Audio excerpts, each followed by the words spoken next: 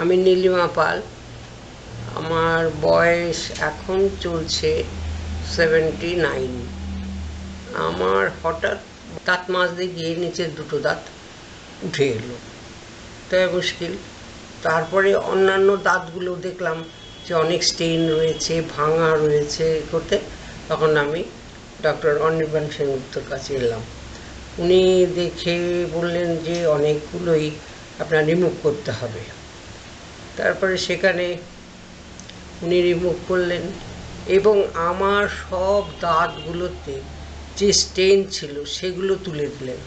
সেগুলো তুলে দিয়ে তারপরে এই আপনার যেগুলো ভাঙা, যেগুলো ছিল না, সেইগুলোকে কীভাবে যে উনি কী করলেন আমি জানি না।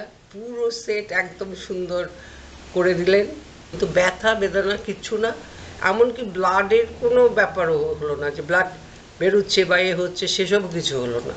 যাই হোক, এখন আমি এই দিব্যি আছি। সমস্ত কিছু আমি ডাক্তারবাবু থেকে যেই সব উনি নির্দেশ দিয়েছেন সেইভাবে চলে, ডাটা চিবুনো বলুন আর যাই বলুন, আমি সবই খাচ্ছি। এই ডক্টর অনির্বাণ সেনগুপ্তর কাছে আমি ধরুন যতদিন বাঁচব ততদিন আমি ঋণী থাকব।